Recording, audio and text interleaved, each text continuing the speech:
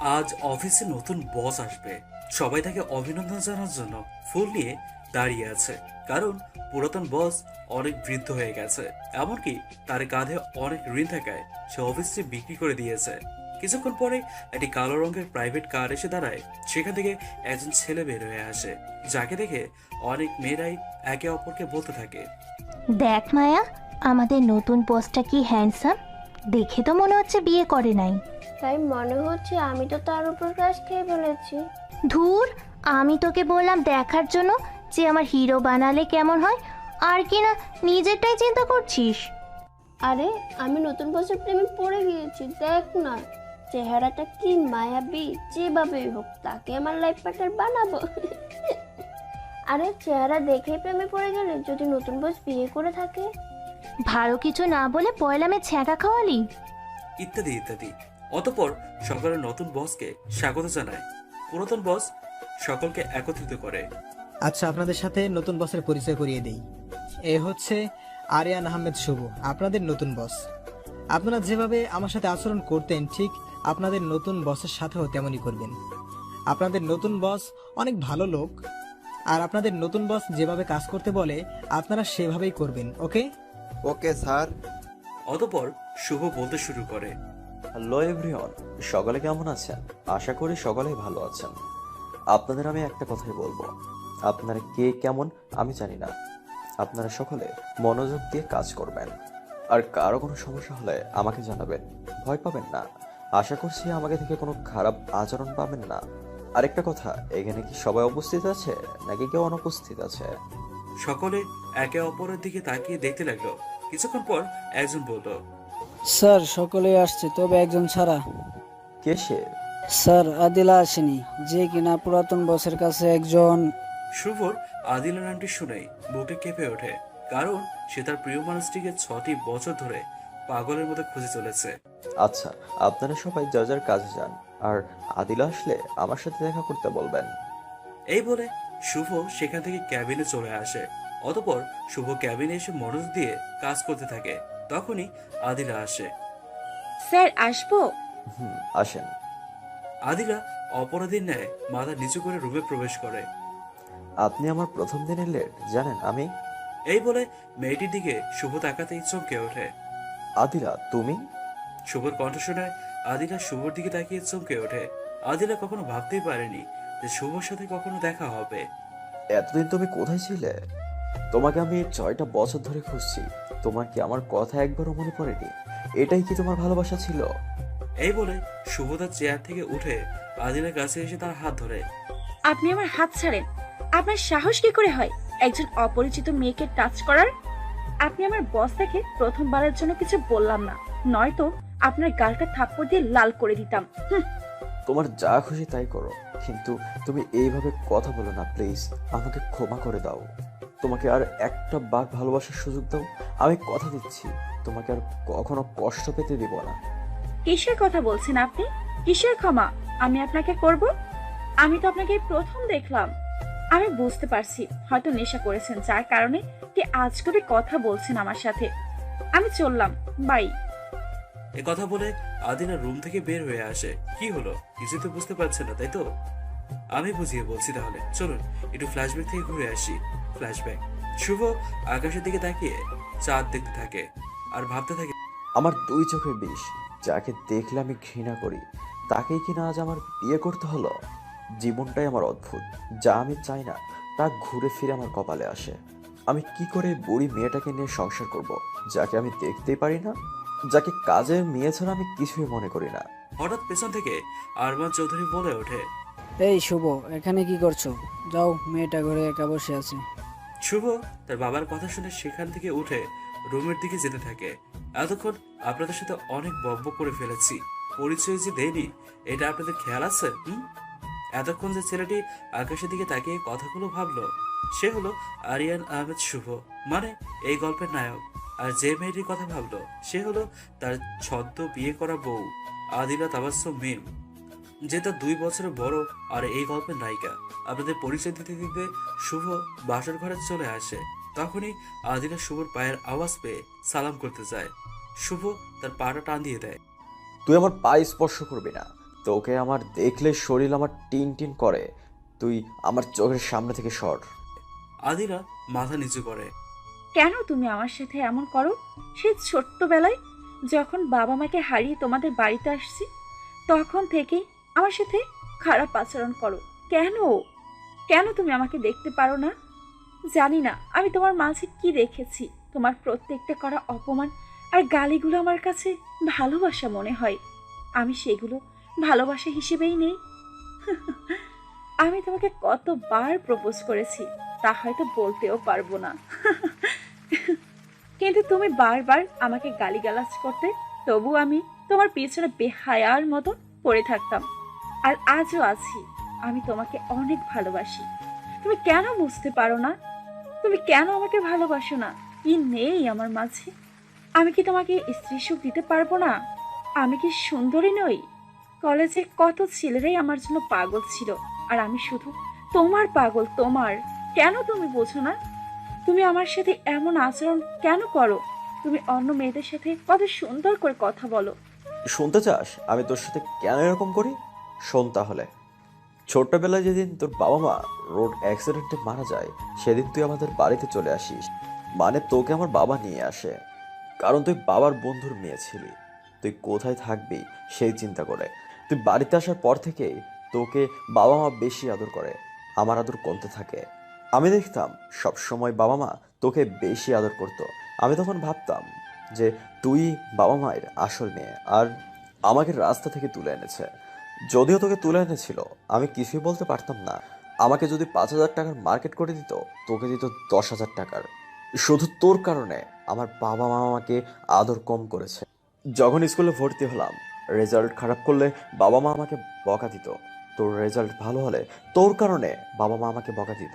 যখন কলেজে ভর্তি হলাম, মেয়েদের সাথে কথা বললে বাসায় এসে তুই বাবা মাকে বলে আমাকে গালি শোনাতি। তোর কারণে কোনো মেয়েদের সাথে রিলেশন করতে পারতাম না। যদিও করতাম, তুই সে মেয়েটাকে ভুলভাল বুঝিয়ে রিলেশন নষ্ট করে দিতি। আমার জীবনটা তুই নরক বানিয়ে ফেলেছিস। আর আজ তুই কি করলি? আমি আমার জিএফ এর সাথে কথা বলছিলাম দেখে এই আম্মু দেখো তোমার ছেলে আমাকে এড়িয়ে চলে, মেয়ের সাথে যেন ফোনে লুটুপুটু করছে। তুমি কিছু করো, নাহলে আমি কিছু করে বসবো। তুমি ওর সাথে আজকে আমাকে বিয়ে করে দাও, কারোর সাথে যেন লুতুপুতু গল্প করতে না পারে। এগুলো কি তোর দোষ না? তোর জন্য আজ আমার আম্মু মরার কথা বলে ব্ল্যাকমেল করে তোকে আমার ঘাড়ে ঝুলাইছে।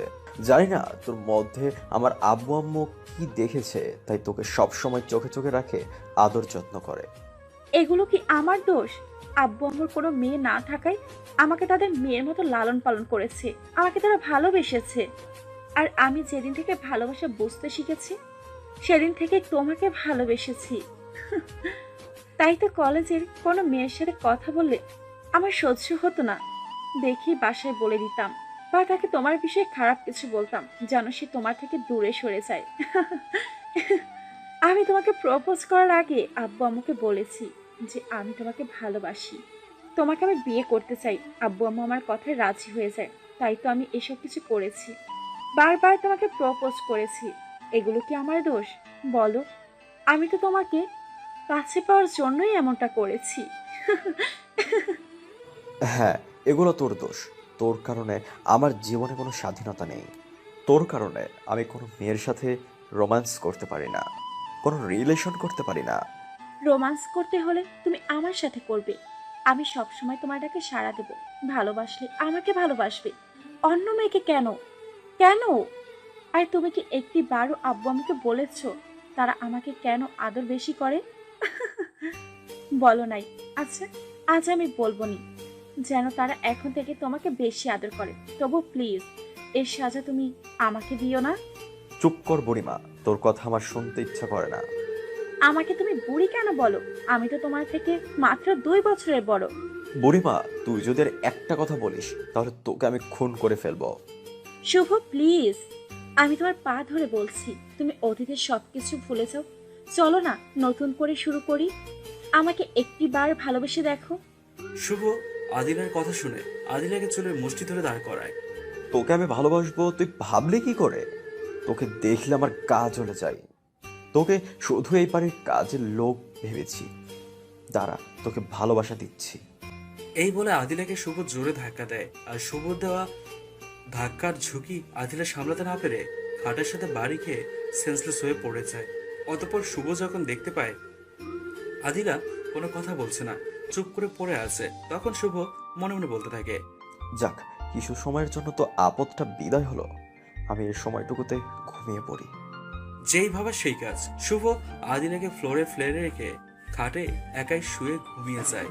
এদিকে আদিলার জ্ঞান ফিরলে দেখতে পায় সে ফ্লোরে পড়ে আছে আর শুভ শুয়ে ঘুমিয়ে আছে।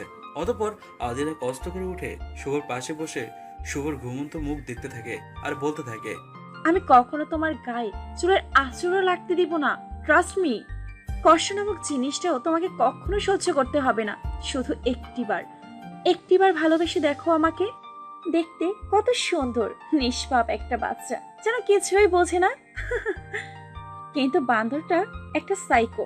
কবে যে আমার ভালোবাসা বুঝবে আর কবে যে একটু বলবে, আদিলা আজ একটু কাছে আসো, তোমাকে মন ভরে আদর করব।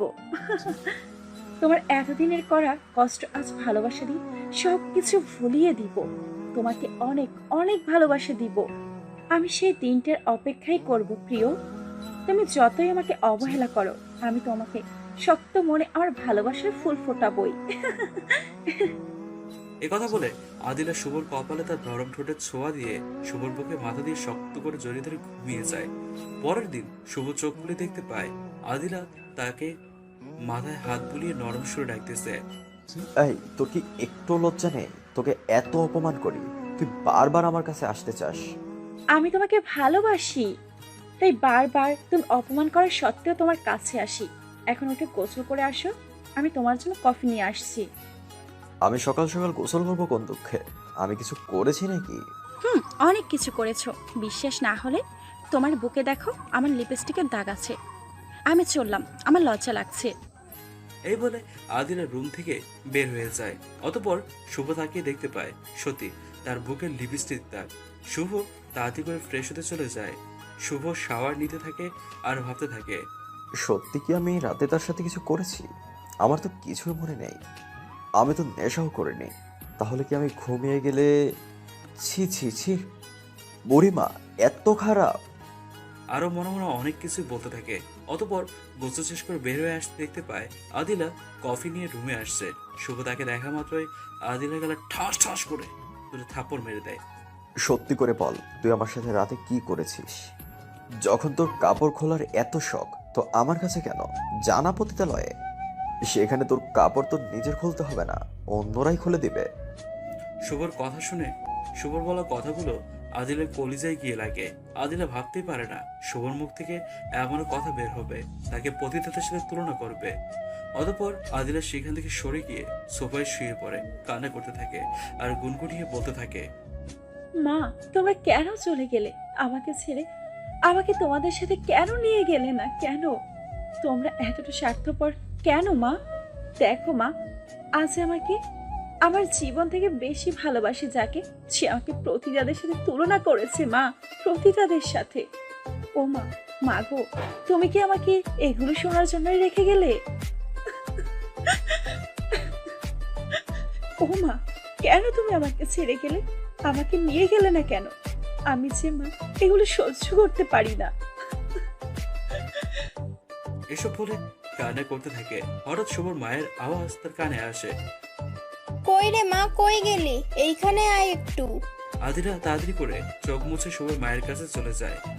কি রে মা, তুই কান্না করছিস কেন? কি হয়েছে তোর? তোর চোখের এই অবস্থা কেন? আদিলা তখন শুভর মাকে জড়িয়ে ধরে বলে, মা গো, তোমার ছেলেকে আমার ভালোবাসা বুঝবে না? আমি যে তাকে আমার জীবনে থেকে বেশি ভালোবাসি। বলো মা, তাকে ভালোবাসে কি আমার অপরাধ? কেন মা সে আমার সাথে খারাপ ব্যবহার করে? আমি কি দেখতে খারাপ? আমি যে তার দেওয়া কষ্ট আর সহ্য করতে পারি না মা, আর না। ও মা, তোমার ছেলেকে বলো না আমাকে মেনে নিতে, আমাকে ভালোবাসতে। আমি যে আর পারছি না তার করা অপমান সহ্য করতে। মা, তুই কয়েকটা দিন কষ্ট করে তার পেছনে লেগে থাক, দেখবি তোকে সে ভালোবাসতে শুরু করে দিছে। তুই তো জানিস মা, শুভ অনেক ভালো ছেলে। জানি না তোর সাথেই কেন এমন করে খারাপ ব্যবহার করে। তুই মা আর কয়েকটা দিন ধৈর্য ধর, দেখবি মা ধৈর্যের ফল অনেক মিষ্টি হয়। এখন একটা কাজ কর, আমার রুমে গিয়ে শুয়ে থাক। না মা, আমি তোমার সাথেই কাজ করব। তারপর তারা কাজ শেষ করে সকলে একসাথে খেতে বসে। তখনই শুভর বাবা বলে, আজও কি অফিসে যাবে না, এখানেই থাকবে? অফিসে যাব। অতঃপর খানা শেষ করে শুভ আর তার বাবা অফিসে চলে যায়। এভাবে কিছুদিন চলে যায়, কিন্তু দিন দিন শুভ আদিলাকে আরো বেশি কষ্ট আর গালির গালাজ করতে থাকে। তবুও হাল ছাড়েনি আদিলা। হঠাৎ একদিন শুভ রাতে প্রচুর পরিমাণে নেশা করে বাড়ি ফিরে। আদিলা শুভর কাছে গিয়ে, তুমি নেশা করেছো? আজ কেন এমন করছো? নিজেকে কেন কষ্ট দিচ্ছ? আমাকে মেনে নিয়ে দেখতে একবার। চুপ! তোর কারণে আমি নেশা করেছি। তোকে আমার সহ্য হয় না। তোকে দেখলে আমার গা জ্বলে। তোকে অনেক অপমান করেছি, তোকে অনেক কষ্ট দিয়েছি, তবুও তুই আমার জীবন থেকে সরিস নাই। আজ তোর এমন অবস্থা করব তুই জিন্দাগিতে ভুলতে পারবি না। এই বলে আদিলা কোলে নিয়ে খাটের উপর ফেলে দিয়ে তার উপর ঝাঁপিয়ে পড়ে। কি হয়েছে আমি আর জানি না। পরে শুভর ঘুম ভাঙলে দেখতে পায় আদিলা তার বুকের উপর শুয়ে আছে, কিন্তু তাদের গায়ে বিন্দু পরিমাণে কাপড় নেই। শুভ ভাবতে থাকে, আমি এখানে কি করে এলাম? আমি তো ক্লাবে ছিলাম। এসব ভাবতেই আদিলা জাগ্রত হয়ে যায়। আদিলা শুভর দিকে তাকিয়ে মুচকি একটা হাসি দিয়ে বলে ওঠে, আমি জানি তুমি আমাকে ভালোবাসো, তাই তো রাতে নেশার ঘরে সব সত্যি কথা বলেছো। এই বলে আদিলা শুভর কপালে একটা কিস করে গোসল করতে চলে যায়। কিছুক্ষণ পর গোসল শেষ করতে আসতেই, এই নে তোর 5 লক্ষ টাকা। কিসের টাকা? এইটা তোর এক রাতের ভাড়া। রাতে আমি কি করেছি আমার কিছু মনে নেই। তোর সাথে আমি জোর করে কিছু করেছি নাকি আমি নেশা করেছি আমার কিছু মনে নেই। যদি আমি জোর করে কিছু করে থাকি তাহলে তুই টাকা নিয়ে ভুলে যা সবকিছু। আমি যদি কোনো পতিতালয়ে যেতাম তাহলে 5,000 টাকা দিয়ে সারা রাত মাস্তি ফুর্তি করতে পারতাম, তাও বোঝার সাথে। তোর সাথে আমি কিছু করেছি কিনা আমি জানি না। মনে হয় তুই আমাকে ফাঁসানোর জন্য, আমার টাকার জন্য এরকম নাটক করছিস, তাই তোকে 5 লক্ষ টাকা দিলাম। মনে কর তুই তোর প্ল্যানে সাকসেস হয়েছিস আর এই 5 লক্ষ টাকা পেয়েছিস। আর যদি সত্যি তোর আমি সতীত্ব নষ্ট করে থাকি, তুই যদি ভেবে থাকিস, তাহলে তুই এখনই ডক্টরের কাছে যাস আর সেটারও বিল নিয়ে নিস আমাকে থেকে। এই কথাটা বলে সে ফ্রেশ হতে চলে যায়। শুভর বলা কথার মুহূর্তের মধ্যে আদিলা হাসি মাখা মুখটা অমাবস্যার রাতের ন্যায় অন্ধকারে ছেয়ে যায়। এতদিন থেকে পতিতাদের সাথে তুলনা করেছে, আর আজ তাকে পতিতাই বানিয়ে দিয়েছে শুভ। আদিলা শুভর কথাগুলো শুনে ধপ করে বসে পড়ে। কিছুক্ষণ পর শুভ ফ্রেশ হয়ে আসে। অতঃপর সকালের নাস্তা করে অফিসের দিকে যেতে থাকে। কিছু যাওয়ার পরে মাঝপথে ট্রাফিক জ্যামে আটকা পড়ে শুভ। আর তখন একটা আওয়াজ কানে আসে, শফিক, তুমি যে আমাকে সেই ছোট থেকে অবহেলা করে আসছো, তবু আমি তোমাকে ভালোবেসে যাচ্ছি। একটু বারো কি তোমার মনে হয় না? তুমি যদি আমার জায়গায় হতে আর আমি তোমার মতন কাউকে অত্যাচার করতাম, কেমন লাগতো তোমার? তুমি তো জানো শফিক, আমরা মেয়েরা তো দুর্বল।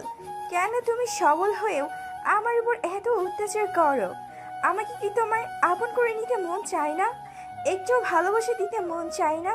কি নেই আমার? আমাকে এইভাবে দিলে দিলে না মেরে একবারে মেরে ফেললেও তো পারো। আরে বাবা, এগুলো কি এখানে বলার কোনো মানে হলো? আমি না হয় তোমার উপর একটু অত্যাচার করি, তার জন্য তুমি এভাবে সবার সামনে অপমান করবে? এটাই তোমার ভালোবাসা? আমি তোমাকে অনেক কষ্ট দিয়েছি, তাই এখন নিজের উপরই খারাপ লাগছে। তাই তো আজ তোমাকে সারপ্রাইজ দেওয়ার জন্য মোটরসাইকেলের পিছনে তোমাকে বসার সুযোগ দিলাম। তোমাকে নিয়ে আজ বহু জায়গায় ঘুরতে যাব। তোমাকে আজ সারা জীবনের জন্য আপন করে নেব ভেবে তোমাকে পেছনে নিয়ে আসলাম, কিন্তু তুমি আমার মান সম্মানের 12টা বাজিয়ে দিলে। সরি বাবু, আমার ভুল হয়ে গেছে, আমাকে তুমি ক্ষমা করে দাও। আমি এগুলো এখানে বলতে চাইনি। তুমি বাসায় কখন আমার কথা শুনতে না, আমার সাথে কথা বলতে না, তাই ভাবছিলাম তোমাকে কিছু বলার একটু সুযোগ পাই, তাই বলে ফেলেছি। ক্ষমা করে দাও প্লিজ।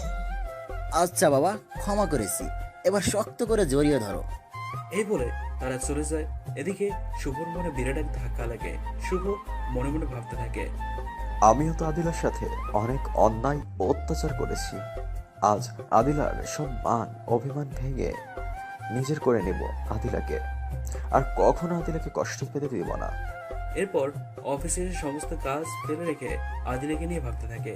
আজ যখন অফিস থেকে বাসায় যাব, তার জন্য একটা গিফট আর একটা ফুল নিব, নিয়ে গিয়ে হাঁটু গেড়ে বসে প্রপোজ করব তাকে।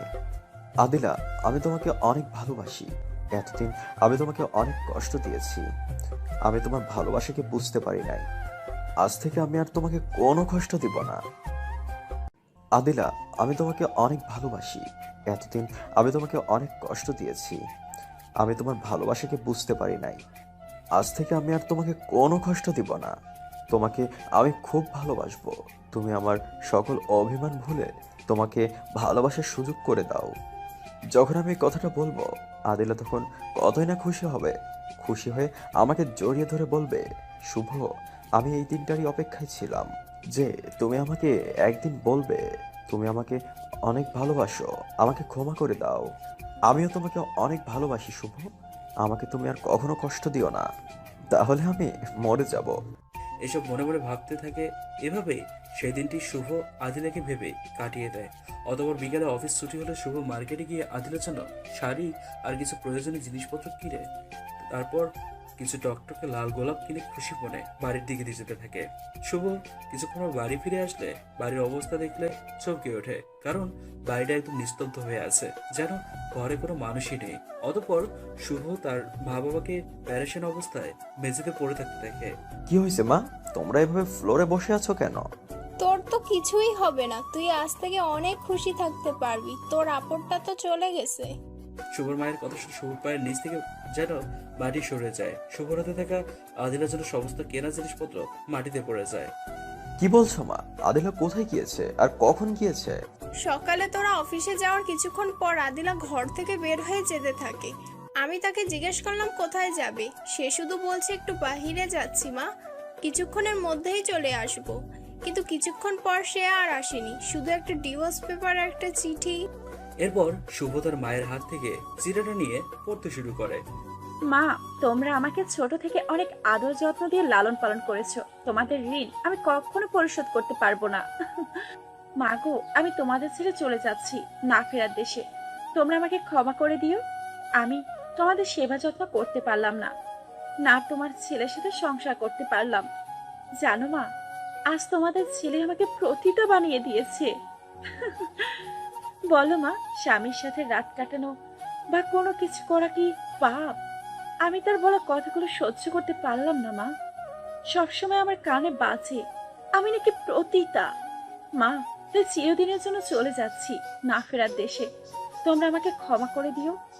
আর যদি তোমরা আমাকে সন্তান ভেবে থেকো, তাহলে আমার সন্তান আর করবে না। আমি বেঁচে থেকে তো কারো উপর উপকার করতে পারি নাই। আমি মরে গেলে আমার লাস্টে কোনো ক্ষুধার্ত জীবজন্তুরা খেয়ে উপকৃত হবে। শুভ চিঠি লেখাগুলো পড়া শেষ করে গাড়ি নিয়ে বের হয় আদিলাকে খোঁজার জন্য, কিন্তু কোথাও আর আদিলাকে খুঁজে পায় না শুভ। দিন যত যেতে থাকে তত শুভ আদিলার জন্য ভেঙে পড়তে থাকে। আস্তে আস্তে 6টি বছর কেটে যায়, আর শুভরও ঘরে একাকী বন্দী হয়ে যায়। এদিকে শুভর বাবা মা তার ছেলেকে এভাবে দেখতে পাচ্ছে না, তাই তারা পরস্পরের চিন্তা করতে লাগলো, শুভকে যদি কোনো কাজের মধ্যে রাখা হয় তাহলে হয়তো কিছু সময় আদিলাকে ভুলে থাকতে পারবে, তার কষ্টটাও কম হবে। অতঃপর শুভর বাবা তার জন্য ঢাকা শহরে একটি নতুন কোম্পানি কিনে নেয়, আর শুভর মা তাকে কাজে যাওয়ার জন্য বোঝাতে থাকে, কিন্তু সে কিছুতে যেতে রাজি হয় না। পরে বহু কষ্ট করে তাকে ঢাকা পাঠিয়ে দেয়। এরপর কি হয়েছে তা তো আপনারা জানেন। শুভ চেয়ারে বসে অতীত নিয়ে ভাবতেছিল, তখনই আবারও রুমে আদিলা এসে শুভর টেবিলে একটা কাগজ দেয়। শুভ কাগজটি দেখে, এটি কিসের কাগজ? আল্লাহ আপনাকে চোখ দেয় নাই? এত বড় পেঁচা পাখির মতো দুইটা চোখ। আমি আপনার অফিসে চাকরি করতে পারবো না। কেন চাকরি করবা না? কি হয়েছে, কোনো সমস্যা? অনেক সমস্যা। কোনটা রেখে কোনটা বলবো? যাকে আমি দুই চোখে দেখতে পারি না, যে আমার চরম শত্রু, তার অফিসে আমি চাকরি করতে পারবো না। আমি জানি আপনি ভদ্রলোকের সন্তান, তাই আপনি আমাকে আর কোনো প্রশ্ন করবেন না। প্লিজ আদিলা, এমন করো না। আমাকে তুমি ক্ষমা করে দাও। আমি আমার ভুল বুঝতে পারছি। প্লিজ তুমি আমাকে একটিবার ক্ষমা করে দিয়ে তোমাকে ভালোবাসার সুযোগ করে দাও। আমি তোমার পায়ে পড়ছি। প্লিজ তুমি আমাকে এখান থেকে একা ফেলে যেও না। এই করছেনটা কি আপনি? একটা প্রতিটার পা ধরেছেন, আপনার মান সম্মান ধুলোয় মিশে যাবে। পা ছাড়ুন বলছি। প্লিজ তুমি যেও না। যদি তুমি আমার মাকে বিন্দু পরিমাণের ভালোবাসো, তবে তুমি যেভাবে এখানে থাকতে চাও সেভাবেই থাকবে। আমি তোমার প্রত্যেক কথা মেনে চলবো। আচ্ছা, আপনার মাকে আনছেন দেখে থাকবো, তবে কিছু শর্ত আছে। আপনি কোনো রকম কোনো কাজে আমাকে আপনার ক্যাবিনে ডাকতে পারবেন না। আমার যখন দরকার হবে আমি নিজেই আসব। শর্ত নাম্বার 2, আমাকে কোনো রকম ইমপ্রেস করার চেষ্টা করবেন না। যদিও হাজার চেষ্টা করে আমার মনকে আপনার দিকে দাপিত করতে পারবেন না। অ্যান্ড তৃতীয় শর্ত, আমার যখন যা করতে মন চাইবে আমি তাই করব। এতে আপনি কোনো কথা বলতে পারবেন না। যদি এগুলো মানতে পারেন তো আমি রাজি, না হলে বাই। আরেকটা কথা, আবার এটা মনে করিয়েন না যে আমি এখানে চাকরি না করলে আমার থাকা খাওয়া হবে না। আপনি ভালো করেই জানেন আমি একটা প্রতিতা, তাই প্রতিটা মেয়ে যেখানে সেখানে রাত কাটাতে পারবে। যদি আমি কোনো পুরুষকে বলি আজ আমি আপনার সাথে রাত কাটাবো, তার বিনিময়ে আমাকে শুধু একটি রাত থাকার আর 2 বেলা খাওয়ার ব্যবস্থা করতে হবে, তাহলে আশা করি কোনো পুরুষের অভাব হবে না। আমাকে কষ্ট দিয়ে তোমার খুব ভালো লাগছে, তাই না? আচ্ছা, তুমি একটা কথা বলো, আমার প্রতি কি তোমার কোনো ভালোবাসা নেই? তুমি কি আমাকে একটুও ভালোবাসো না? যখন আমি ভালো মেয়ে ছিলাম তখন ভালোবেসেছিলেন আমায়? যেদিন থেকে আমি প্রতিতা হয়ে গেছি সেদিন থেকে সব পুরুষকেই আমি ভালোবেসেছি। যে আমাকে টাকা বেশি দিবে তাকে বেশি ভালোবাসা দিব। আর হ্যাঁ, যদি এখন আমাকে আপনি ভাড়া নিতে চান তো প্রতি রাতের জন্য 10 লক্ষ টাকা দিতে হবে। এতে আমার সাথে সব কিছুই করতে পারবেন, মন যা চাই আমি কিছুই বলবো না। যদি রাজি থাকেন তো অফিস ছুটি হওয়ার আগে বলবেন আর ঠিকানাটা দিবেন, আমি রাতে ঠিক সময় চলে আসব। আদিলা, আল্লাহর দোহাই লাগে, প্লিজ তুমি এগুলো কথা বলো না। তোমার মুখ থেকে এগুলো আমি সহ্য করতে পারছি না। আমাকে তুমি ক্ষমা করে দাও। আমার কোনো অপরাধের তুমি যা শাস্তি দেবে আমি মাথা পেতে নেব, তবুও তুমি এগুলো করো না। তুমি শুধু একটিবার আমাকে ক্ষমা করে দাও, একটিবার। তোমার বুকে একটু আমাকে জায়গা দাও, আর কখনো কষ্ট দেবো না। কি করলে তুমি আমাকে ক্ষমা করে দিবে বলো, আমি সেই কাজটাই করব। এই বলে শুভ কান্না করতে থাকে। সরি মিস্টার শুভ, আপনার যা কিছু করার করেন, বাট আমার শর্তের মধ্যে কিছু যদি করেন তো আমি এখান থেকে চলে যাব। কথাটা বলে আদিলা তার ক্যাবিনে গিয়ে ফাইল চেক করতে থাকে। এদিকে শুভ আদিলার দিকে তাকিয়ে ভাবতে থাকে। কতটা পরিবর্তন হয়ে গিয়েছে সে। আগে আমার একটু ভালোবাসা পাওয়ার জন্য কাছে কাছে থাকতো, আর আজ সে আমাকে দেখে দূরে দূরে থাকছে। যে আমাকে দেখে ভয় পেত আজ আমাকেই ভয় দেখাচ্ছে। হঠাৎ শুভ দেখতে পায় আদিলা ক্যাবিন থেকে বের হয়ে যাচ্ছে। আদিলা কোথায় যাচ্ছে সেটি দেখার জন্য শুভ তার পিছু পিছু যেতে থাকে। চলতে চলতে আদিলা একটি স্কুলের সামনে এসে থামে। আর তখনই ছোট্ট একটি মেয়ে আম্মু আম্মু বলে দৌড়ে এসে আদিলাকে জড়িয়ে ধরে। আম্মু, আজ তো লেট করলে কেন? আম্মু, আমার খুব ভয় করছিল তুমি আসছো না বলে। কাল থেকে অনেক আগেই এসে আপনার সোনামণিটার জন্য বসে থাকবো। কাল থেকে অনেক আগেই এসে আমার সোনামণিটার জন্য বসে থাকবো, তখন তো আর ভয় করবে না। না আম্মু, আম্মু আমরা এখন কোথায় যাব? অফিসে যাব। আচ্ছা। এরপর তারা মা মেয়ে দুজনেই অফিসের দিকে যেতে থাকে। এদিকে শুভ তাদের ফিরে থেকে অফিসে চলে আসে। এটা সে দীর্ঘশ্বাস ফেলে, এই কারণে যে তার একটা মেয়েও আছে। এই ভেবে কিছুক্ষণ পর আদিলা অফিসে আসলে। ম্যাডাম, আপনাকে স্যার ডাকছে। সাবা আম্মু তুমি এখানে বসে থাকো, আমি 1 মিনিটের মধ্যে আসছি, কেমন? আচ্ছা আম্মু। অতঃপর আদিলা শুভর ক্যাবিনে এসে, এই আপনাকে না করছি আমাকে আপনার কেবিনে ডাকবেন না? আমি জানি আপনার প্রেম ভালোবাসা এখন উতলে উঠছে, কিন্তু আমি সেগুলো এখন আর চাই না। আর একটা কথা ভালো করেই জানেন, দাঁত থাকতে দাঁতের কদর করতে হয়, না হলে পরে আফসোস করতে হয়। তেমনই যখন আমি আপনার ভালোবাসা পাওয়ার জন্য 3 রাত আমি আপনার দেওয়া কষ্ট অপমান সহ্য করেছি, আর আমি ওই দিনগুলো মনে করতে চাই না। আমি আপনার কাছে হাত জোড় করে বলছি, আপনি আমাকে আর ডিস্টার্ব করবেন না। আর হ্যাঁ, আমি কি বলেছিলাম তখন মনে আছে? যদি আমাকে ভাড়া নেন তো যখন মন চাইবে, যেখানে মন চাইবে আমাকে ডেকে নিয়ে আপনার কাছে বা কোলেও বসাতে পারবেন, আমি কিচ্ছু বলবো না। আর যদি এটা না করেন তাহলে প্লিজ আপনি আমাকে আর এখানে ডেকে ডিস্টার্ব করবেন না। তোমাকে আর ডাকবো না, শুধু বলো ওই পিচ্চি মেয়েটা কি আমাদের? তোমার দোহাই লাগে, প্লিজ তুমি সত্যি কথা বলো। আমাদের মানে কি? মেয়েটি আমার পেটে ঠিকই, বাট তার বাবাকে আমি জানি না। কার মাধ্যমে এটা আমার পেটে আসছে তা আমি বলতে পারবো না।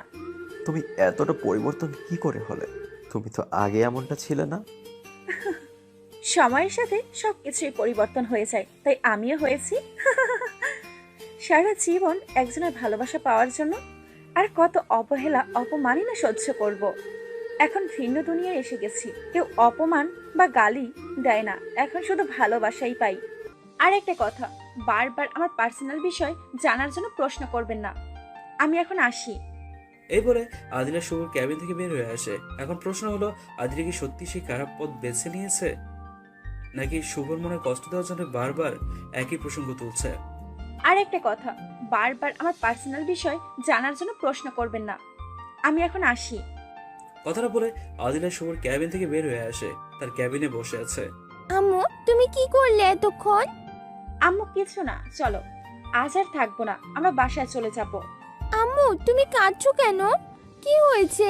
মা আঙ্কেলটা তোমাকে কিছু বলেছে নাকি? আমাকে বলো, আমি বকা দিয়ে আসবো তাকে। চোখের পানি একটু মুছে দেয়। না মা, আমি কাঁদছি না, এমনি কেন যেন চোখের পানি বের হচ্ছে। আচ্ছা ঠিক আছে। অতঃপর আদিলা তাড়াতাড়ি করে অফিস থেকে বেরিয়ে বাসার দিকে চলে যেতে থাকে। এদিকে শুভ আদিলাকে বের হতে দেখে পূর্বে নেয় তার পিছু নিতে থাকে। কিছুতে যাওয়ার পর শুভ দেখতে পায় আদিলা একটা বাড়িতে প্রবেশ করে। শুভ দূর থেকে মনে মনে ভাবতে থাকে হয়তো কোনো দরকারে গেছে, তাই সে অপেক্ষা করতে থাকে। কিন্তু এভাবে দীর্ঘ সময় অপেক্ষা করার পর আদিলা বাসা থেকে বের হয় না। তখন শুভ আবার অফিসে চলে এসে অফিসের নম্বর দিয়ে আদিলাকে ফোন দেয়। কি হয়েছে, ফোন দিলেন কেন? তুমি কোথায় গেলে? অফিস তো এখনো ছুটি হয়নি। আমি বাড়িতে চলে আসছি। আর আমি আপনাকে বলছি না, আমায় যখন যা করতে মন চাইবে আমি তখন তাই করব। আপনি কিছু বলতে পারবেন না, কিন্তু আপনি আমার শর্ত পালন করতে পারেন নাই, তাই কাল থেকে আমি আর অফিসে যেতে পারবো না।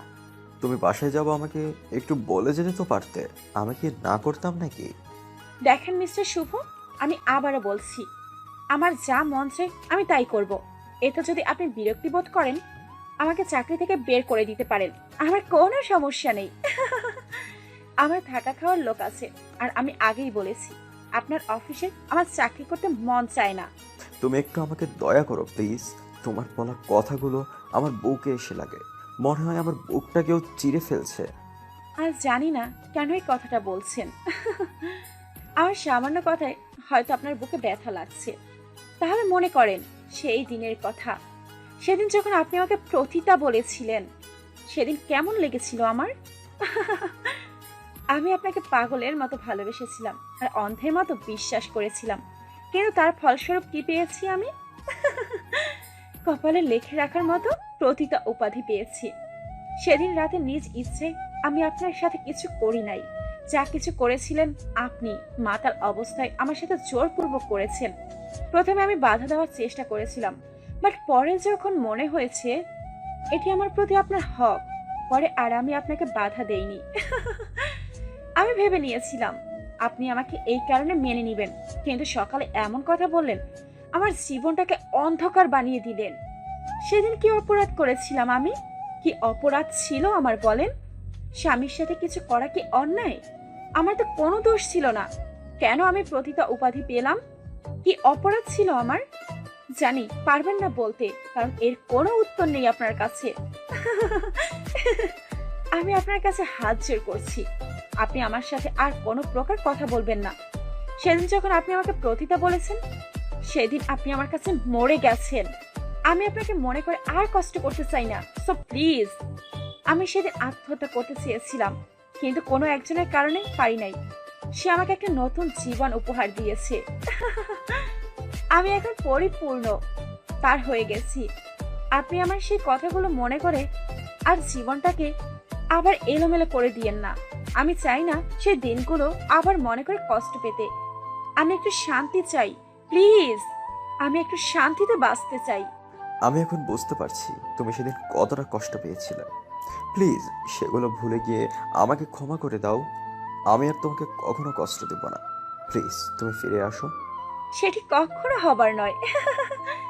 আপনি আমার পিছনে সময় নষ্ট না করে ভালো একটা মেয়ে দেখে বিয়ে করে সুখে সংসার করেন।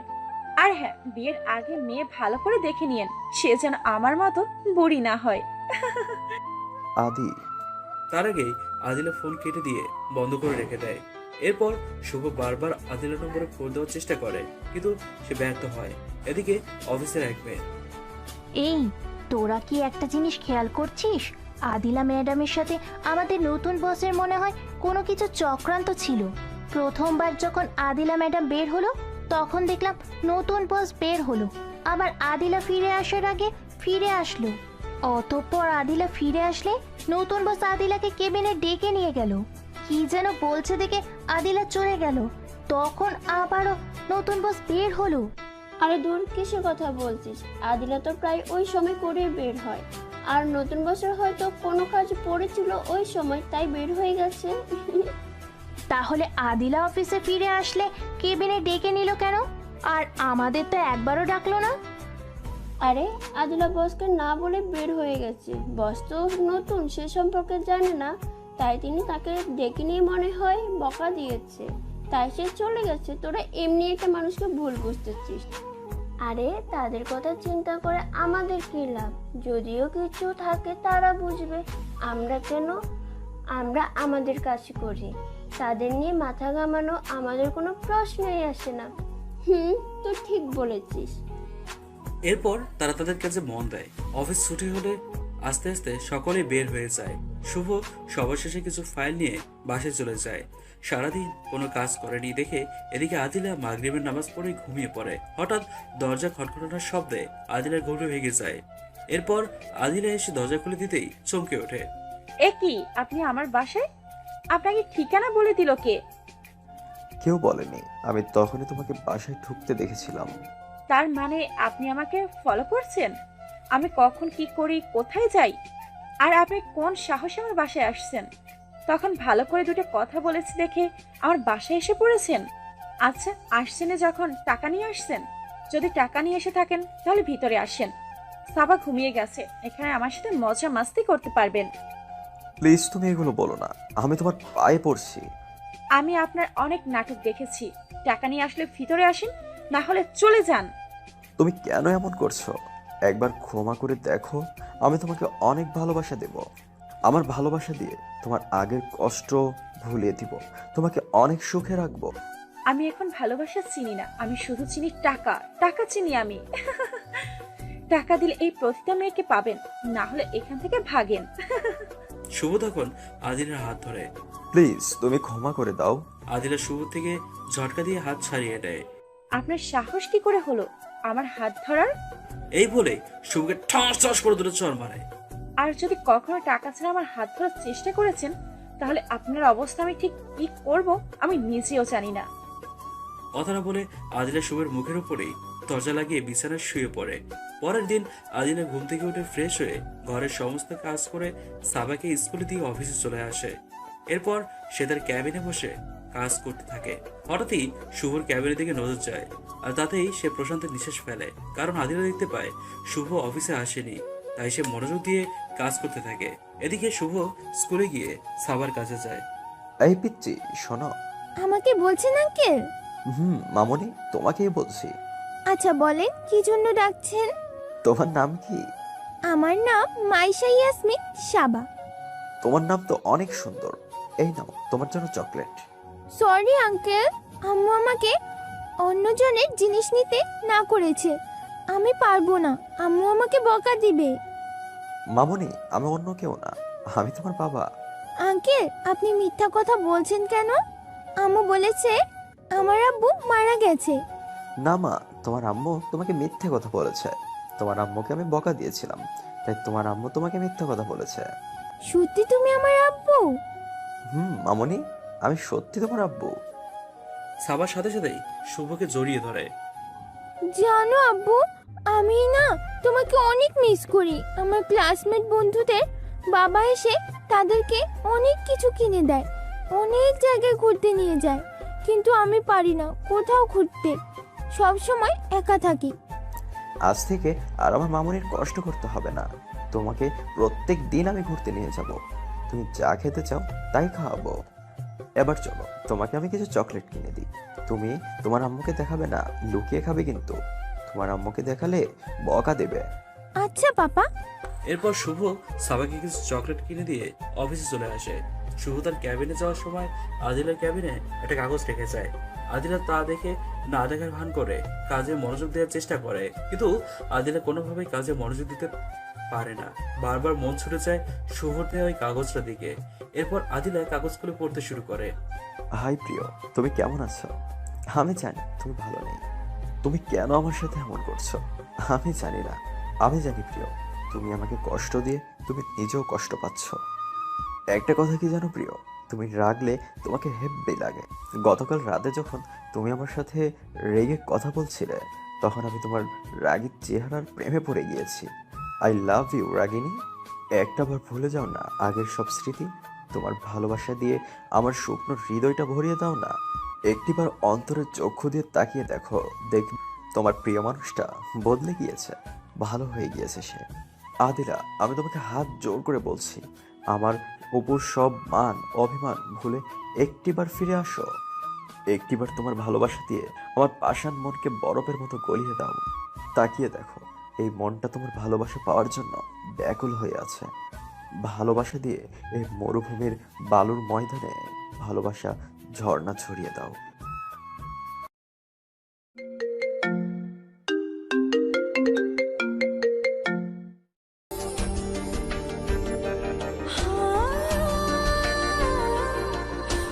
কি শুরু করেছেন আপনি? আপনি আমার থেকে কি চাচ্ছেন বলেন তো? যদি চেয়ে থাকেন আমি এখান থেকে চলে যাই, তাহলে অতি শীঘ্রই আপনার এসব পূরণ হবে। আমি অনেক দূরে চলে যাব। আমি আর পারছি না। আপনি এখানে আসার পর থেকে আমার গোছালো জীবনটাকে এলোমেলো করে দিচ্ছেন। কেন করছেন এমন? কেন? প্লিজ, আমি আপনার থেকে মুক্তি চাই। বিশ্বাস করো আদিলা, আমি তোমাকে অনেক ভালোবাসি। আদিলা বাকি লেখাগুলি না পড়ে রেগে যায় শুভর ক্যাবিনের দিকে। আদিলার কোনো কথা না বলে শুভর দেওয়া চিঠি তার মুখের উপর ছুঁড়ে মেরে তার ক্যাবিনে চলে যায়। সেখানে কিছুক্ষণ বসে থাকার পর আদিলা সাবাকে নিয়ে আসার জন্য স্কুলে যায়। এদিকে সাবা শুভের কিনে দেওয়া একটি চকলেট খেচ্ছিল। আদিলাকে দেখা মাত্রই চকলেট হারানোর চেষ্টা করছিল, কিন্তু পিচ্ছি সাবা ব্যর্থ হয়েছে। তার আগেই তার মা দেখে ফেলেছে। আদিলা সাবার কাছে গিয়ে, আম্মু, তোমার হাতে ওটা কি? কি খাইতেছিলে? চকলেট আম্মু। কে দিয়েছে তোমাকে? আব্বু কিনে দিছে আর বলেছে যেন তোমাকে না দেখাই, তুমি নাকি বকা দেবে। তুমি অনেক ভালো, আমি জানি তুমি আমাকে বকা দিবে না। সাবার মুখ থেকে এই কথা শোনার পর আদিলা কিছুটা ভাবে।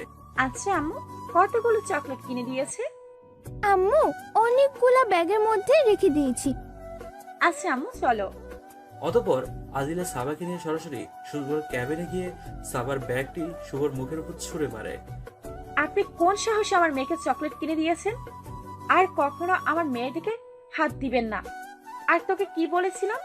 তোর বাপ মরে গেছে, তাহলে কেন তোর অন্যের দেওয়া জিনিস খেতে হবে? কে না কে তোকে বলেছে আমি তোমার বাবা, তাই তুই সেটা মেনে নিবি? তোকে যদি নিয়ে চলে যেত আমার কি হতো বল?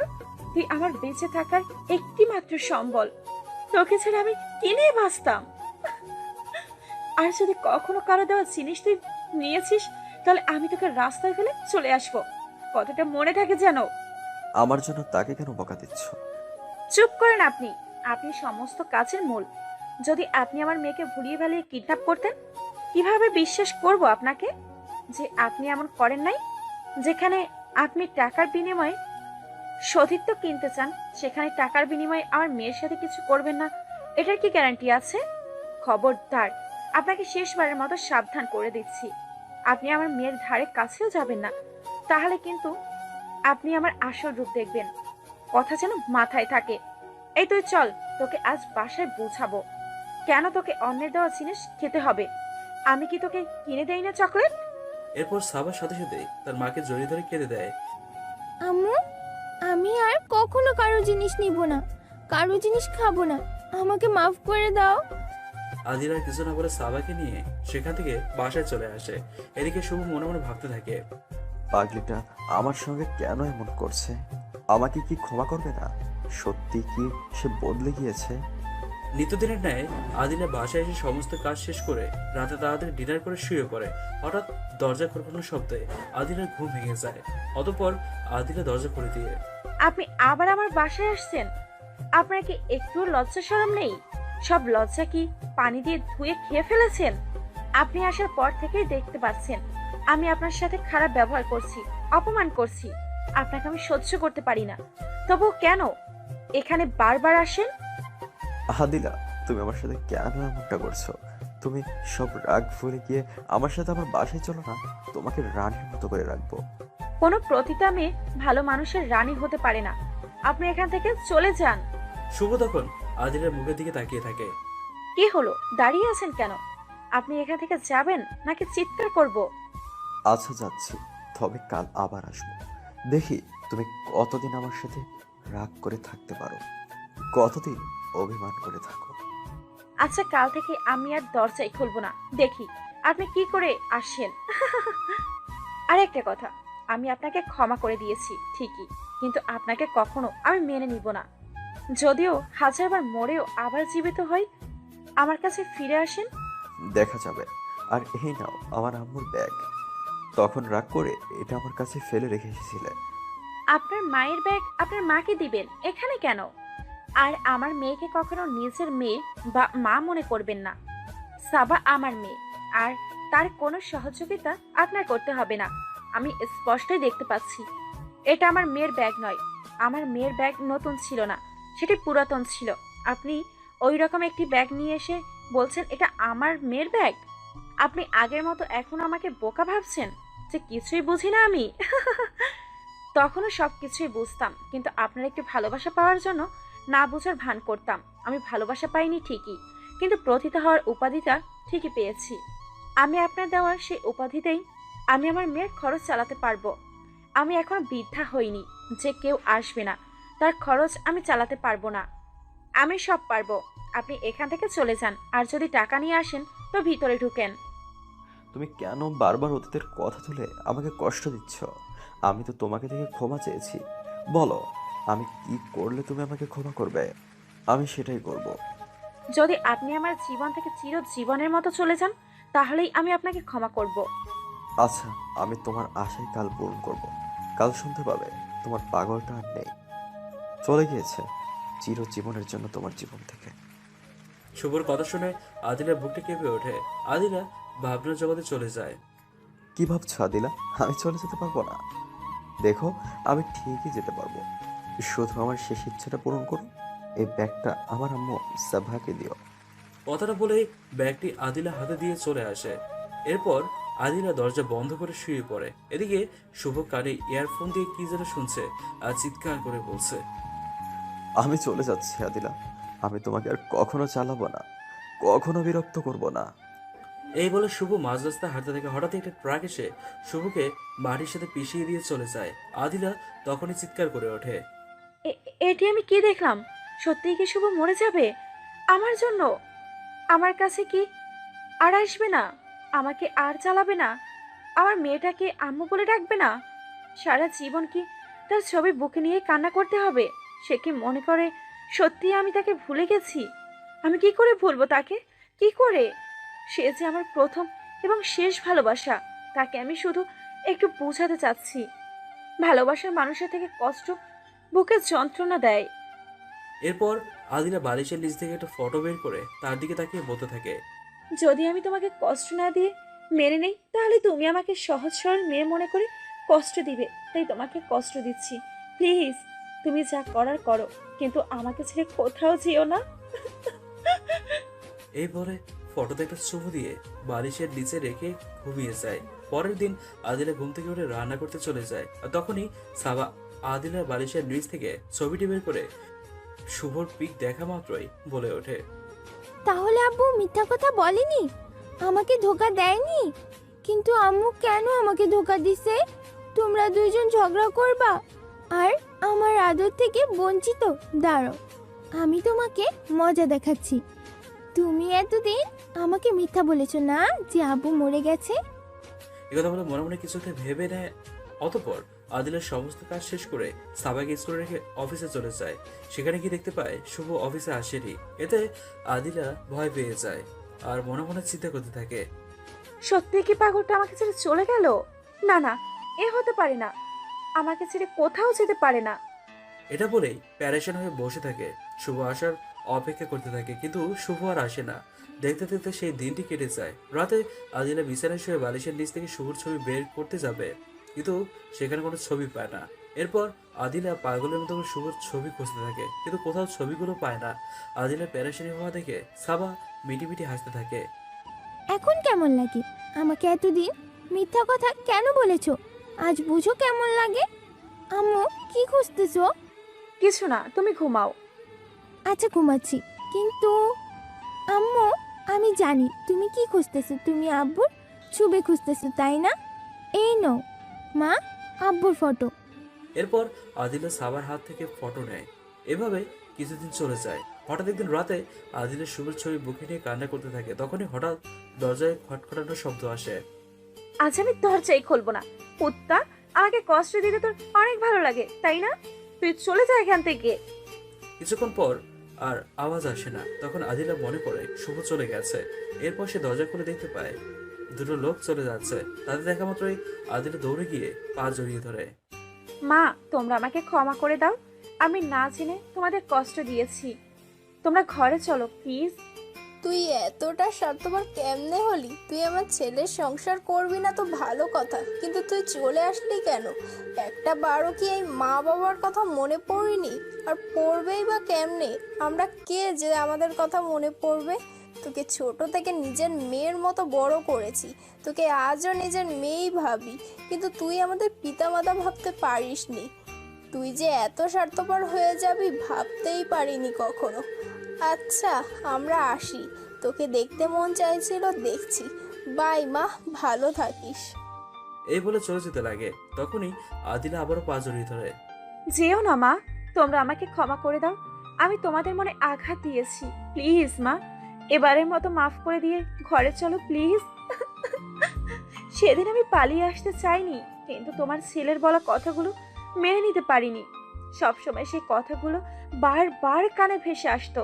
তাই সেদিন আমি আত্মহত্যা করার জন্য রাস্তায় বের হয়েছিলাম, কিন্তু একটা ভিখারির কারণে মরতে পারিনি। সে আমাকে একটা নতুন জীবন দিয়েছে। বিশ্বাস করো মা, আমি তোমাদের কথা আজও ভুলিনি। সব সময় তোমাদের কথা আমার মনে পড়তো, কিন্তু তোমাদের দেখার জন্য আমি যেতে পারিনি। সেদিন তোমার ছেলের উপর পাহাড় পরিমাণ অভিমান আর ঘৃণা জন্মেছিল, তাই তোমাদের ওখানে যাইনি। যদি তোমার ছেলে আমার সামনে পড়ে, তাই মা আমি ভুল করেছি, তোমরা আমাকে ক্ষমা করে দাও প্লিজ। এই পাগলি ওঠ, কি করছিস এসব? মায়ের কাছে কেউ ক্ষমা চায়? অতঃপর আদিলা শুভর মাকে জড়িয়ে ধরে। কি রে মা, এই রাতের বেলা আমাদের রাস্তায় রেখে দিবি নাকি? তোর ঘরে কি যেতে দিবি না? সরি মা, ভুলে গিয়েছিলাম, চলো মা। এরপর তারা আদিলার রুমে গিয়ে সাবাকে দেখতে পায়। এটা কে রে মা? ওটা তোমাদের নানু ভাই। অনেক সুন্দর হয়েছে দেখতে, একদম তোর মতোই হয়েছে। আচ্ছা একটা কথা বলতো, মা তখন বললি তোকে একটা ভিখারিনী নতুন জীবন দিছে, তা কিভাবে আর এত দূর কি করে আসলি? একটু ফ্ল্যাশব্যাক থেকে ঘুরে আসি। সেদিন যখন আমি তোমাকে বলে ঘর থেকে বের হই, তখন সোজা নিরিবিলি এক রেল লাইনে গিয়ে বসে থাকি আর ট্রেন আসার অপেক্ষা করতে থাকি কখন ট্রেন আসবে আর আমি আত্মহত্যা করব। হঠাৎ ট্রেন আসার শব্দ শোনা যায়, আর সেই সময় একটা ভিখারিনী ওই রাস্তা দিয়ে যাচ্ছিল, আর সে আমাকে দেখা মাত্রই আমার কাছে চলে আসে। কি হয়েছে মা, তুমি এখানে বসে আছো কেন? দিন হচ্ছে, সরে আসো এখান থেকে। আমি যখন তার কথা না শুনে লাইনের উপর বসেছিলাম, তখন সে আমাকে লাইন থেকে টেনে সরিয়ে নিয়ে আসে, জিজ্ঞেস করে কেন মরতে চাইছি। পরে আমি সমস্ত ঘটনা তাকে খুলে বলি। সে আমাকে বলে, আজ থেকে তুই আমার মেয়ে, তোকে নতুন করে বাঁচতে শেখাবো। অতঃপর সে আমাকে নিয়ে তার বাসায় যায়। ও তুই কি দর্জির কাজ করতিস? আমার একটা সেলাই মেশিন আছে, সেটা দিয়ে তুই নতুন জীবন শুরু করতে পারবি। আমি না হয় পারি না মা, কিন্তু তোমার সেলাই মেশিন থাকা সত্ত্বেও তুমি ভিক্ষা কেন করো? এটা আমার মেয়ে ছিল। আমি কাজ করি না, বৃদ্ধ হয়ে গেছি তাই ভিক্ষা করি। আর আমার মেয়েটা কিছুদিন আগে মারা গেছে। আমি বিক্রি করে দিতে চেয়েছিলাম, কিন্তু আমার মেয়ের স্মৃতি হিসেবে রেখে দিয়েছি। তুই এখন এটা দিয়ে নতুন জীবন শুরু কর। আমি তোকে কাজ শেখানোর ব্যবস্থা করছি। অতঃপর আমার জন্য একটা মেয়ে নিয়ে আসে দর্জি কাজ শেখানোর জন্য। আমি অল্প কিছুদিনের মধ্যেই দর্জির কাজ শিখে যাই আর দর্জির কাজ শুরু করি। আর একটা সাবানার সেলাই মেশিন ছিল। কিছুদিন কাজ করার পর হঠাৎ একদিন মাথা ঘুরে পড়ে যাই। আর তখন ডাক্তার নিয়ে এসে জানতে পারে আমি মা হতে চলেছি। সেদিন জানো মা, আমি অনেক খুশি হয়েছিলাম। আমার বেঁচে থাকার উপকরণ একটা পেয়ে গিয়েছিলাম। 2 বছর সেখানে কাজ করার পর একদিন মা অসুস্থ হয়ে যায়। আর তখন আমার হাতে একটা কাগজ দিয়ে তিনি মারা যায়। আমি কাগজটা খুলে দেখি সেখানে কিছু লেখা দেখতে পাই। মা, আমার অনেক দিন ধরে ক্যান্সার ছিল। আমি তোকে কখনো বুঝতে দিতাম না। আমার হয়তো চলে যাওয়ার সময় হয়ে গেছে। আমি তোমার জন্য কিছুই করে যেতে পারলাম না। লেখার নিচে একটা ঠিকানা আছে। তুমি সেই ঠিকানা অনুযায়ী গিয়ে আমার কথা বললে তোমাকে একটা চাকরির ব্যবস্থা করে দেবে। অতঃপর আমি এখানে এসে আম্মুর কথা বলতেই আমাদের পুরাতন বস তার অফিসে চাকরি দেয় আর এই বাসাতেই থাকতে দেয়। আমি এখানে আমার মেয়েকে নিয়ে থাকতে শুরু করি। বর্তমান আচ্ছা মা, তোমরা আমার ঠিকানা পেলে কেমনে? আর তোমরা দুজন আসছো, শুভ কোথায়? তোর ঠিকানা শুভর একটা ডায়েরিতে ছিল, সেখান থেকেই পেয়েছি। শুভ এখন কোথায় মা? তুই জানিস না মা, শুভ কিছুদিন আগে একটা অ্যাক্সিডেন্ট করে মাথার গুরুত্বপূর্ণ আঘাত পায়। এখন সে কিছুটা সুস্থ আছে। শুভর মায়ের কথা শুনে আদিলা বুক কেঁপে ওঠে। পাগলটা কি একবারও আমার কথা চিন্তা করলো না? সে মরে গেলে আমার কি হবে? আমি কাকে নিয়ে বাঁচবো? যদি চলেই যাবি তাহলে দেখা কেন দিলি? কেন আবার আমার কাছে এসে ক্ষমা চাইলি? কি রে মা, কি ভাবছিস? কিছু না মা, ভাবছিলাম কখন আর কিভাবে অ্যাক্সিডেন্ট হলো। সে তো বললো সেদিন নাকি অফিস থেকে ফেরার পথে হঠাৎ মাথা চক্কর দিয়ে ওঠে, তারপর নাকি তার আর কিছু মনে নাই। আমাদের একজন লোক ফোন করে বলেছিল শুভ অ্যাক্সিডেন্ট করেছে। তা শুনে আমরা ঢাকায় চলে আসি আর হাসপাতালে যাই। সেখানে কিছুদিন থাকার পর আজই শুভকে বাসায় নিয়ে আসি। আর তখন একটা ডায়েরি তার টেবিলের উপর দেখতে পাই, আর তার থেকেই আমরা তোর বিষয়ে জানতে পারি। আমি জানি মা, তুই এখন আর আমার ছেলেকে ভালোবাসিস না। আমার ছেলেটা তোকে অনেক অত্যাচার করেছে, আর তুই সেই অত্যাচার সহ্য করতে করতে পাথর হয়ে গেছিস। তোকে একটা কথা বলি, সত্যি আমার ছেলেটা তোকে অনেক ভালোবাসে। তোকে হারিয়ে পাগলের মতো ছিল এই 6 বছর। সবসময় ঘরবন্দি অবস্থায় থাকতো। তাকে স্বাভাবিক হওয়ার জন্যই আমরা তাকে ঢাকা পাঠিয়ে দেই, যেন কাজের মধ্যে থাকে, তোকে একটু একটু করে ভুলতে পারে। মা, তুই যদি এখন তাকে অতীতের সব কিছু ভুল মেনে নিস তাহলে তুই অনেক সুখে থাকবি। তোকে আর আমার ছেলেটা কষ্ট দিবে না, তোকে অনেক ভালোবাসবে। তোকে আমি জোর করব না তাকে মেনে নেওয়ার জন্য। তোর লাইফ তুই বুঝবি, তুই কি করবি না করবি। তবে আমি মা হয়ে তোকে একটু রিকোয়েস্ট করব, রাখবি তো আমার রিকোয়েস্ট? আদিলা কিছুক্ষণ চুপ থাকার পর, আচ্ছা বলো মা, কি করতে হবে আমার? আমরা সকালেই আমাদের বাসায় চলে যাব জরুরি কিছু কাজের জন্য। শুভকে একা রেখে যেতে পারছি না। আমি তোর বাবাকে একা পাঠিয়ে দিয়ে আমি শুভর কাছে থাকতে চেয়েছিলাম সুস্থ হওয়া পর্যন্ত, কিন্তু আমাকেও নাকি যেতে হবে। আমি শুভকে একা রেখে কি করে যাব? এখানে তো আমাদের কোনো আপন লোকজনই নেই যে তার সেবা করবে। মা, তুই আছিস যে আমাদের আপন। তুই যদি মা কিছুদিন হেল্প করিস, তার সেবা যত্ন করিস, তাহলে আমরা একটু উপকার হতো। মা, সে ভালো হলেই তুই এখান থেকে চলে আসিস। কয়েকটা দিন শুভর কাছে থাক মা। আদিলা এমনিতে শুভর কাছে থাকতে চাইছিল, কারণ শুভর অ্যাক্সিডেন্টটা হয়েছে আদিলার কারণে। সে যদি সেই দিন ওই কথাগুলো না বলতো তাহলে এসব কিছুই হতো না। আচ্ছা মা, থাকবো। তোমার কথা আমি কি ফেলতে পারি বলো? এখানে আপনাদের মনে একটা প্রশ্ন থাকতে পারে, তাদের কি এমন কাজ সামনে আসছে যে সন্তান অসুস্থ থাকা সত্ত্বেও তারা চলে যেতে চাইছে? কথাগুলো হলো তাদের কোনো কাজেই সামনে আসেনি। তারা শুভ ডায়েরি থেকে পড়ে নিয়েছিল আদিলের সাথে শুভর সাক্ষাৎ হওয়ার পর থেকে কি কি ঘটেছিল, তাই তাদের একত্র করার জন্য আদিলকে শুভর কাছে রেখে চলে যেতে চাইছে। তাহলে এখনই চল, তোর কিছু কাপড় ব্যাগে তুলে গাড়িতে আয়। আমরা নানু ভাইকে নিয়ে গাড়িতে বসে আছি। আদিলা তাদের থাকার কথা বা খাবারের কথা কিছুই বলতে পারলো না, দেরি হওয়ার ভয়ে, কেননা শুভ বাসায় একাই আছে। এরপর তারা কিছু সময়ের মধ্যে আদিলাকে নিয়ে শুভর বাসায় চলে আসে। যা তুই ওই রুমে যা, এখানে শুভ থাকে আর আমরা নানু ভাইকে নিয়ে এই রুমে আছি। একটা রুম দেখিয়ে বলল। আচ্ছা মা। কথা বলে আদিলা শুভর রুমে যায়। সেখানে গিয়ে দেখতে পায় শুভর মাথায় ব্যান্ডেজ করা, সে সোজা হয়ে ঘুমিয়ে আছে শুয়ে। আদিলা আস্তে আস্তে করে শুভর কাছে গিয়ে তার মাথায় হাত বুলিয়ে কপালে আস্তে করে নরম ঠোঁটের ছোঁয়া দিয়ে তার পাশে শুয়ে পড়ে আর মনে মনে ভাবতে থাকে কতদিন পর তার প্রিয় সেই মানুষটার এত কাছে আসছে। মনটা বারবার তার বুকে মাথা রাখতে মন চাইছে, কিন্তু আদিলা মনটা শক্ত করে শুভর দিকে তাকিয়ে থাকতে থাকতে কখন যে ঘুমিয়ে যায় বলতেই পারে না। পরের দিন শুভর ঘুম ভাঙলে পাশে আদিলাকে শুয়ে থাকতে থেকে ভূত দেখার মতো চমকে ওঠে। এরপর শুভ আস্তে আস্তে আদিলার মাথায় হাত রাখতে আদিলার ঘুমটা ভেঙে যায়। আমি জানি তুমি আমাকে এখনো ভালোবাসো, তুমি শুধু আমাকে একটু কষ্ট দেওয়ার জন্য এমনটা করেছো। এত উতলা হওয়ার কোনো দরকার নেই। আমি এখানে আমার ইচ্ছায় আসি নাই। আমাকে আপনার মা এখানে নিয়ে আসছে, না হলে আপনি সুস্থ কেন মরলেও আমি দেখতে আসতাম না। আদিলের কথা শুনে মুহূর্তের মধ্যে শুভর মন খারাপ হয়ে যায়। এদিকে সকালে সাবা তার মাকে দেখতে না পেয়ে কান্না করতে শুরু করে দেয়। আমি আম্মুর কাছে যাব। আমার আম্মু কোথায়? নানু ভাই, তোমার আম্মু ওই রুমে আছে, তুমি কান্না করো না, আমি আছি না তোমার নানু ভাই। কান্না শুরু করে দেয়। সাবা কারো কথা না শুনে চিৎকার করে কান্না করতে থাকে। অতঃপর শুভর মা কোনোভাবে কান্না থামাতে না পেরে আদিলের কাছে নিয়ে যায়। এই নে মা, তোর মেয়েকে তুই সামলা, কোনোভাবেই কান্না থামাতে পারি না। আর শোন, আমরা কিছুক্ষণের মধ্যে চলে যাব, আমার ছেলেটাকে একটু দেখে রাখিস, আসি আমরা। এরপর কিছুক্ষণ পরে তারা চলে যায়। শুভর মুখ থেকে সাদা ফেনা বেরোতে দেখে আদিলা চিৎকার করে ওঠে। সাথে সাথেই কয়েকজন কর্মচারী শুভর রুমে ঢুকে পড়ে। শুভর অবস্থা দেখে তাড়াতাড়ি করে হসপিটাল নিয়ে যায়। ডক্টররা শুভকে এমার্জেন্সিতে নিয়ে গিয়ে চিকিৎসা করতে থাকে। এদিকে আদিলা চিৎকার করে কান্না করতে থাকে আর বলতে থাকে, কেন এমন করলি তুই? আমার কথা কি একটি বারও ভাবলি না? তুই চলে গেলে আমার কি হবে? আমি কাকে নিয়ে বাঁচবো? এতটা দিন তোর আশায় বেঁচে ছিলাম, একদিন আমার কাছে ফিরে আসবি, আমাকে আপন করে নিবি। কিন্তু এসেও কেন আমাকে ছেড়ে চলে যেতে চাইছিস?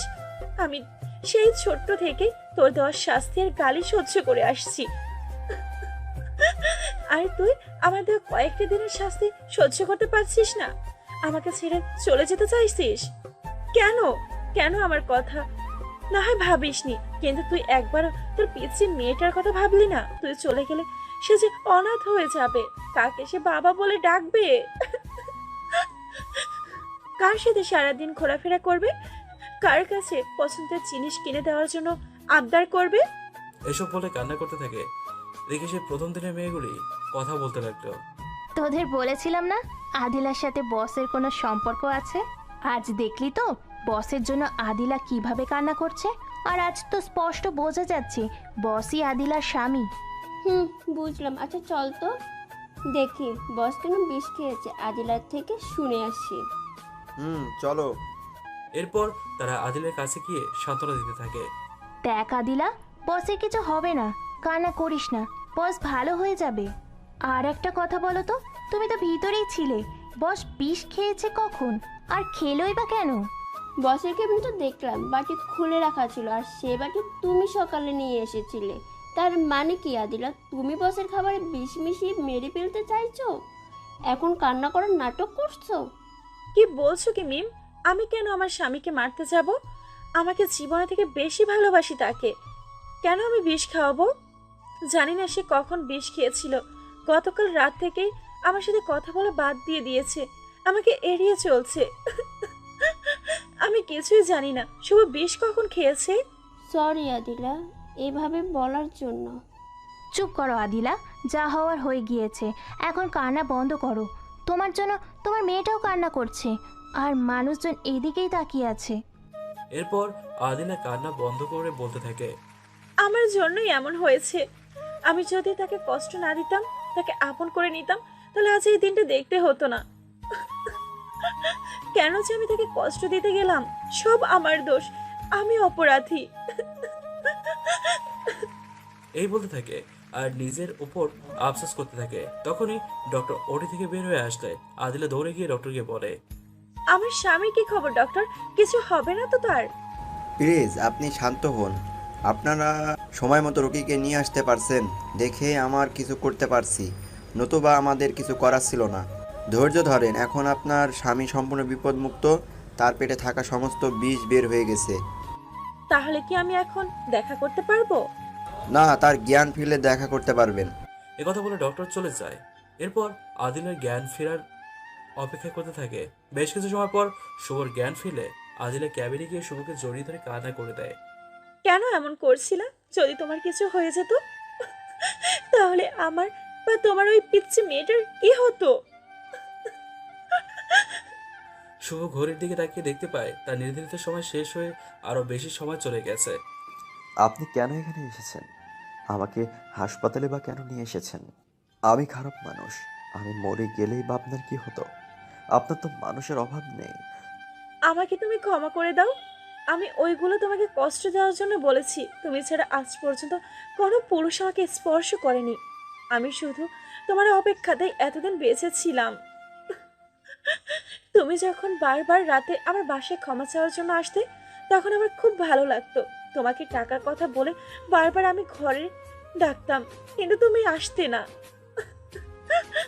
সেদিন যখন তোমার বাসা থেকে আসার জন্য কাপড় ব্যাগে তুলতেছিলাম, তখন আমি ভেবেছিলাম তুমি পিছন থেকে আমাকে জড়িয়ে ধরে বলবে, আমাকে ছেড়ে যেও না, আমি তোমাকে অনেক ভালোবাসি, তোমাকে ছেড়ে আমি বাঁচবো না। কিন্তু তুমি তা না করে আমার মুখে বলা টাকা দিয়ে কোথায় যেন চলে গেলা। শুভ, আমি তোমাকে অনেক কষ্ট দিয়ে ফেলেছি, আমাকে ক্ষমা করে দাও। আর যদি ক্ষমা না করতে পারো, তাহলে তোমার মেয়েটাকে তোমার কাছে রেখে দাও, আমি দূরে কোথাও চলে যাব। আবার যদি কোথাও হারিয়ে যাওয়ার কথা বলো, তাহলে আমি তোমার পা ভেঙে বাসার মধ্যে ফালিয়ে রাখবো। আদিলা তখন আরো শক্ত করে জড়িয়ে ধরে শুভর কপালে নরম ঠোঁটের ছোঁয়া বসিয়ে দেয়। আমাকে মেরে ফেলবা নাকি? এত শক্ত করে কেউ কি জড়িয়ে ধরে? কই, এতদিন তো তোমার কাছেই ছিলাম, আমার কাছে তো আসোনি, কখনো তো আমাকে ভালোবাসা দাওনি। আজ আসছে ভালোবাসা দিতে। যাও, লাগবে না তোমার ভালোবাসা। সত্যি লাগবে না? হুম। আদিলা তখন শুভকে ছেড়ে দিয়ে ক্যাবিন থেকে তার ব্যাগে নিয়ে বের হয়ে আসে। কিছুক্ষণ পর আদিলা আবারও ক্যাবিনে ঢুকে শুভর কাছে যায়। আসলে কেন আবার? আরে বুদ্ধু, ডাক্তারের সাথে কথা বলতে গিয়েছিলাম, কখন তোমাকে রিলিজ দিবে সেই ব্যাপারে কথা বলতে। ডাক্তার এখন তোমাকে নিয়ে যেতে বললো, তাই নিতে আসলাম। একটা কথা বলবো? বলো। না থাক, পরে বলবো। আচ্ছা, তাহলে যাওয়া যাক। এরপর তারা বাসায় চলে আসে। রাতে আদিলা শুভর পাশে শুয়ে শুভকে জড়িয়ে ধরে। তোমাকে একটা কথা বলবো, রাগ করবে না তো? কি বলো? তুমি বিষ কখন খেয়েছিলে? তুমি যখন আমার জন্য খারাপ প্রস্তুত করেছিলে, আমি খেয়েছিলাম। তুমি যখন আমার কাছ থাকতে, দিন দিন তোমার জন্য আমার মায়া বেড়েই চলছিল। আর কখনো এরকম করবে না, বলে দিলাম। ওকে, করব না। তাহলে এখন একটা পাপ্পি দিয়ে ঘুমিয়ে যাও। শুধু পাপ্পি, অন্য কিছু না? না। 7 দিন পর। আম্মু, শোনো একটা কথা। বলো আব্বু। কালকে তোমার দাদু বাড়িতে যাব, এখন তাড়াতাড়ি ঘুমাও। এতদিন তুমি অসুস্থ ছিলে, তাই ভালোবাসা দিতে পারিনি। তাহলে দাঁড়িয়ে আছো কেন? কাছে আসো না। আদিলা শুভর কাছে গিয়ে শুভর 2 ঠোঁট নিজের দখলে নিয়ে ভালোবাসার মধুময় রাত পার করে। পরের দিন ফ্রেশ হয়ে সকালে নাস্তা করে তারা তাদের নিজ বাসার দিকে রওনা হয়।